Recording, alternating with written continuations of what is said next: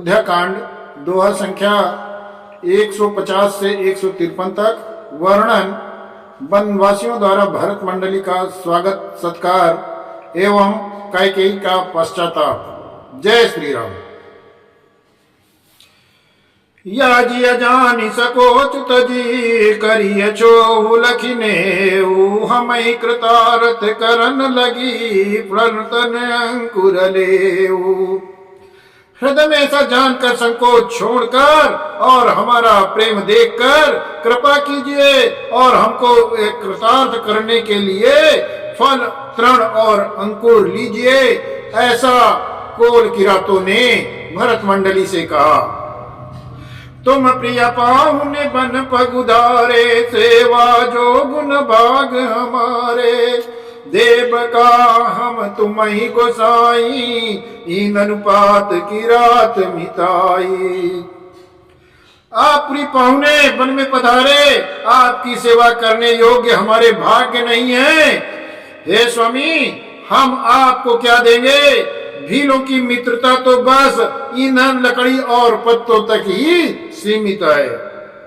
या हमारी अति बड़ी सेवकाई ले ही न बासन बसन चुराई।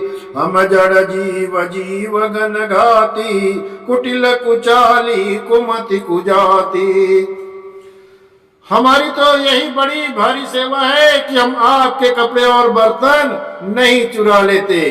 हम लोग जड़ जीव हैं, जीवों की हिंसा करने वाले हैं, कुटिल कुचाली और कुबुद्धि और कुजाती हैं।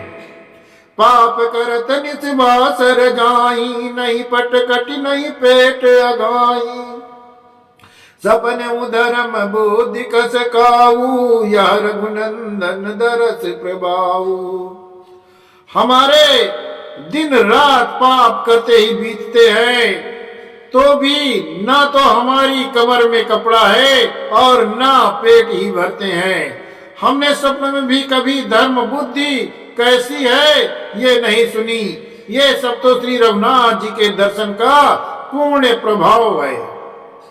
जब ते प्रभु पद पदुमनिहारे मिटे दुसह दुख दोष हमारे।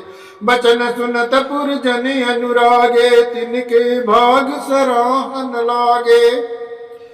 जब से प्रभु के चरण कमलों के दर्शन हुए तब से हमारे दुसह दुख और दोष मिट गए।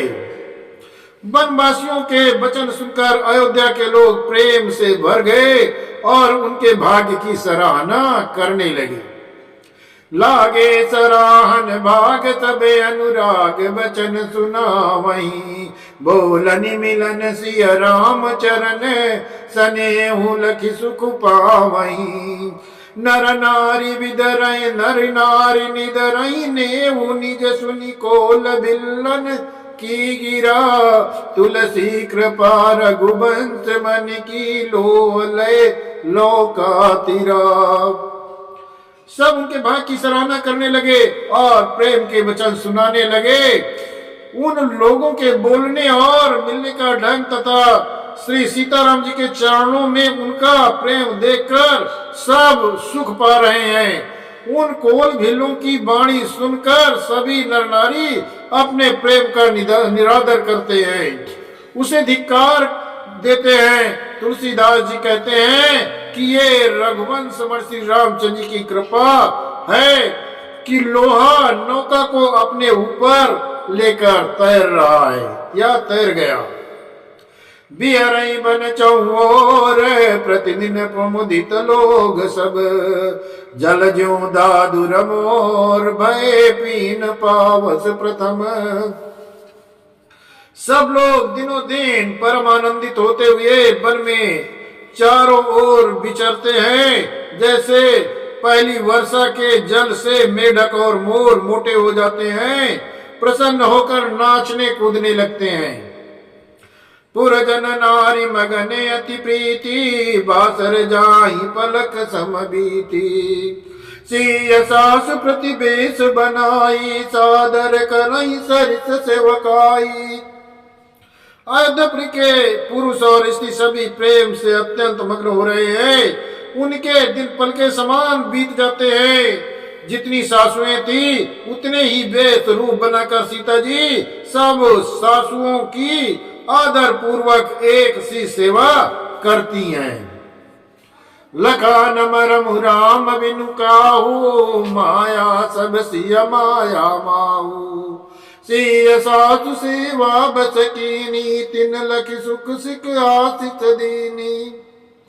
श्री रामचंद्र जी के सिवा ये भेद किसी को पता नहीं चला। सब माताएं पराशक्ति महामाया सीता जी की माया से ही है। सीता जी ने साधुओं को सेवा से बस में कर लिया। उन्होंने सुख पाकर सीख और आशीर्वाद दिया। लख सिय सहित सरल दो बाई, कुटिल रानी पछितानी अगाई। अवनि जमहि जाचति कह के, महीन बीच विदमी चुन दे। सीता जी समेत दोनों भाई श्री राम लक्ष्मण को सरल स्वभाव देखकर कुटिल रानी कह के भर पेट पछताई। वो पृथ्वी पर यमराज से याचना करती हैं, किंतु धरती बीच फटकर समा जाने के लिए रास्ता नहीं देती और विधाता मौत नहीं देता। लोकौ वेद विदित कभी कहाई, राम विमुख तलु नरक न लाई। यह संशय सबके मन माही, राम गवन विधि अवध की नाई। लोक और वेद में प्रसिद्ध है कि कवि ज्ञानी भी कहते हैं कि जो श्री रामचंद्र के विमुख है उन्हें नरक में भी ठौर नहीं मिलती। सबके मन में ये संदेह हो रहा है कि हे विधाता, श्री रामचंद्र जी अयोध्या जानना चाहते हैं, जाना होगा या नहीं जाना होगा। निस न नींद नहीं भूख दिन, भरत विकल सुचि सोच। नीच कीच बिच मगन जस, मी नहीं सलिल सकोच। भरत न तो रात में नींद आती है, न दिन में भूख ही लगती है। वे पवित्र सोच में ऐसे विकल है जैसे नीच तल के कीचड़ में डूबी हुई मछली को जल की कमी से व्याकुलता होती है। कीन मात मिस काल कुचाली, ईत भीत जस पाकत साली। कीन मात मिस काल कुचाली, ईत भीत जस पाकत कसाली। कई विधि होई राम अभिषेकु, मोहि अवकलत उपाय नएकु। भरत सोचते हैं कि माता के मिस काल ने कुचाल की, जैसे धान के पकते समय ईद का भय आ जाता है। अब श्री रामचंद्र के राजाभिषेक किस प्रकार हो, मुझे तो एक भी उपाय नहीं सूझ पड़ता। अवश्य फिर गुर आय सुमानी, मुनि पुनि का बराम रुचि जानी। मातु कहु बहु रही रघुराऊ, राम जननी हट कर बिन काऊ। गुरु जी की आज्ञा मानकर श्री रामचंद्र जी अवश्य अयोध्या लौट चलेंगे, परंतु मुनि वशिष्ठ जी तो श्री रामचंद्र की रुचि जानकारी कुछ कहेंगे, अर्थात वे श्री रामचंद्र की रुचि के देखे बिना समझे बिना नहीं कहेंगे। माता कौशल्या के कहने से भी रघुनाथ लौट सकते हैं, पर भला श्री राम को जन्म देने वाली माता क्या कभी हट करेंगी?